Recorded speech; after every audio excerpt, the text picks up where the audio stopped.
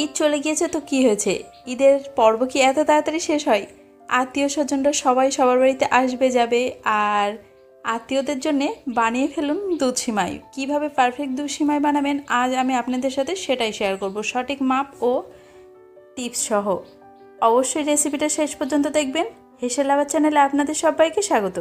দুধ সিমাই বানানোর জন্য প্রথমে একটা কড়াইতে 1 টেবিল চামচ সাদা তেল দিলাম। 8-10টা কাজু বাদামকে এভাবে ভেঙে নিয়েছি। এবার এর মধ্যে দিয়ে নাড়াচাড়া করবেন মিডিয়াম আছে, ওই হালকা লাল লাল হয়ে আসা পর্যন্ত। দেখুন, আপনাদের মনে এখানে প্রশ্ন জাগতে পারে যে আমি ঘি অথবা বাটার এইসব ব্যবহার না করে কেন আমি তেলটা ব্যবহার করছি। অ্যাকচুয়ালি এখানে আপনারা চাইলে ঘিটা ব্যবহার করতে পারেন, কিন্তু আমি ব্যবহার করিনি। তার কারণ দুধ সিমাই সাধারণত আমরা ঠান্ডা করে ফ্রিজে রেখেই খাই।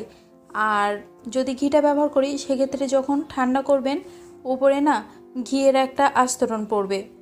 আর যদি তেলটা দেওয়া হয় সেই সমস্যাটা পড়তে হবে না। এছাড়াও সেমাইটা রান্নার পরে তেলটা ব্যবহার করার কারণে বেশ ছাড়া ছাড়াই থাকবে। কিশমিশটাকেও হালকা করে ভেজে নিয়েছি, তারপরে তুলে নিয়ে একই কড়াইতে আমি এখানে 1 কাপের একটু কম সেমাই নিয়েছি। সেমাইটা হাত দিয়ে ভালোভাবে গুঁড়ো করে নিয়েছি। আর আমি এখানে কাঁচা সেমাই ব্যবহার করছি।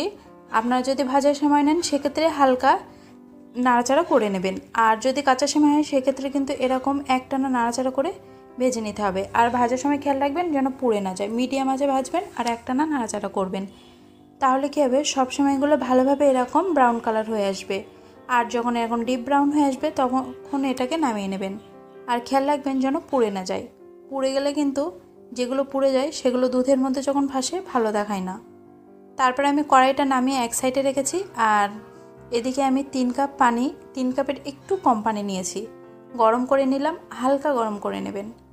তারপর সেই পানির মধ্যে আমি 1/4 কাপ পাউডার মিল্ক দিয়েছি।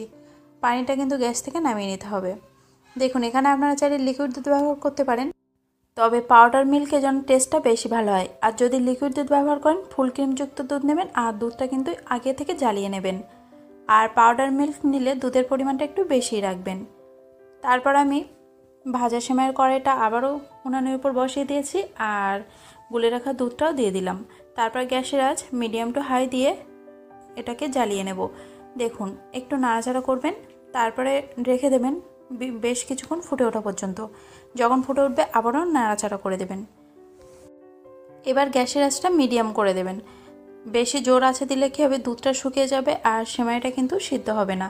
যখন মোটামুটি 50% মতো সিদ্ধ হবে তখন ভেজে রাখা বাদাম কিশমিশ দিলাম আর 1/4 চা চামচ এলাচের গুঁড়ো। এখানে আপনারা চাইলে এলাচটা থেতো করেও দিতে পারেন, আমার কাছে গুঁড়ো ছিল বলে আমি গুঁড়োটাই ব্যবহার করেছি। তারপরে আবারও কিছুক্ষণ জ্বালিয়ে নিন। যখন দেখবেন সেমাইগুলো ভালোভাবে সিদ্ধ হয়ে গিয়েছে তখন এর মধ্যে আমি দিয়ে দেব 1/2 কাপের একটু কম চিনি। আর এই মিষ্টিটা কিন্তু আমি দিয়েছি যারা মোটামুটি মিষ্টি খায় তাদের জন্য।